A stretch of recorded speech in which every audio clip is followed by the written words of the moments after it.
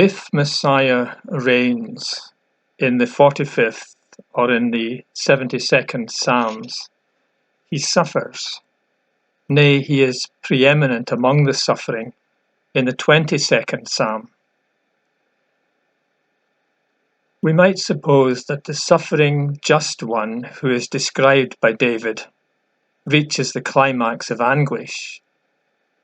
But the portrait of an archetypal sorrow has been even more minutely touched by the hand of Isaiah.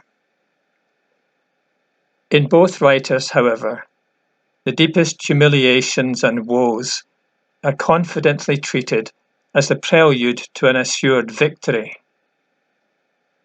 The psalmist passes from what is little less than an elaborate program of the historical circumstances of the crucifixion to an announcement that by these unexampled sufferings the heathen will be converted, and all the kindreds of the Gentiles will be brought to adore the true God.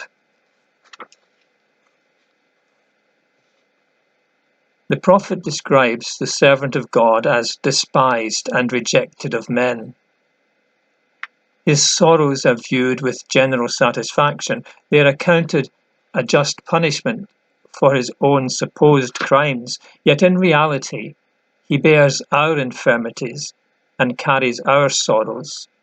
His wounds are due to our transgressions. His stripes have a healing virtue for us. His sufferings and death are a trespass offering. On him is laid the iniquity of us all. If in Isaiah the inner meaning of the tragedy is more fully insisted on, the picture itself is not less vivid than that of the Psalter. The suffering servant stands before his judges. His visage is so marred, more than any man, and his form more than the sons of men. Like a lamb, innocent, defenceless, dumb, he is led forth to the slaughter. He is cut off from the land of the living.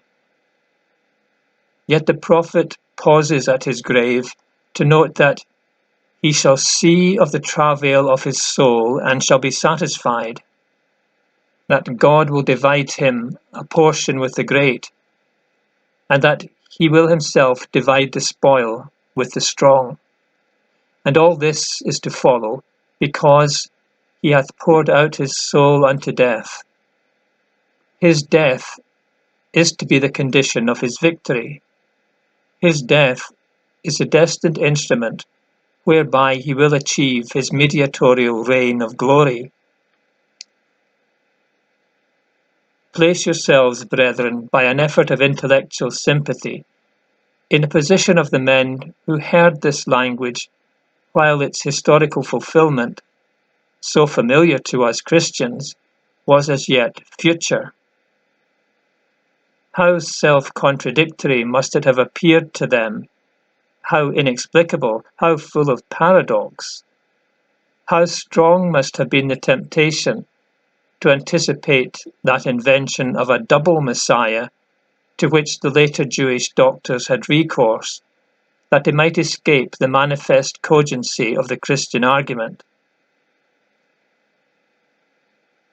That our Lord should actually have submitted himself to the laws and agencies of disgrace and discomfiture, and should have turned his deepest humiliation into the very weapon of his victory, is not the least among the evidences of his divine power and mission.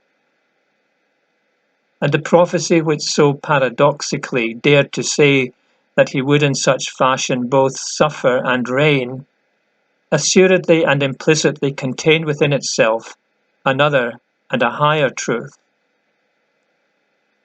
Such majestic control over the ordinary conditions of failure betokens something more than an extraordinary man, something not less than a distinctly superhuman personality. Taken in connection with the redemptive powers, the worldwide sway, the spiritual, heart-controlling teaching, so distinctly ascribed to him, this prediction that the Christ would die and would convert the whole world by death prepares us for the most explicit statements of the prophets respecting his person. It is no surprise to a mind which has dwelt steadily on the destiny which prophecy thus assigns to Messiah, that Isaiah and Zechariah should speak of him as divine. We will not lay stress upon the fact that in Isaiah the Redeemer of Israel and of men is constantly asserted to be the Creator, who by himself will save his people. Significant as such language is, as to the bent of the divine mind, it is not properly messianic, but in that great prophecy, the full and true sense of which is so happily suggested to us by its place in the church services for Christmas Day, the Son who is given to Israel receives a fourfold name. He is a wonderful counselor, or wonderful above all earthly things, above all earthly beings. He possesses a nature which man cannot fathom, and he thus shares and unfolds the divine mind. He is the Father of the everlasting age, or of eternity. He is the Prince of Peace. Above all, he is expressly named the Mighty God. Conformably with this, Jeremiah calls him Jehovah Tzidkenu, as Isaiah had called him Emmanuel. Micah speaks of his eternal pre-existence, as Isaiah had spoken of his endless reign. Daniel predicts that his dominion is an everlasting dominion that shall not pass away.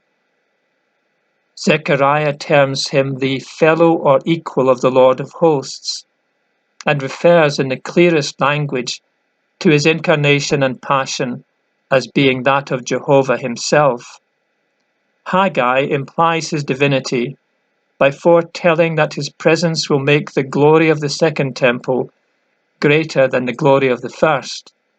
Malachi points to him as the angel of the covenant, Jehovah, whom Israel was seeking and who would suddenly come to his temple. Read this language as a whole.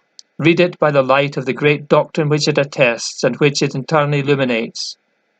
It, the doctrine of a Messiah divine as well as human. All is natural, consistent, full of point and meaning.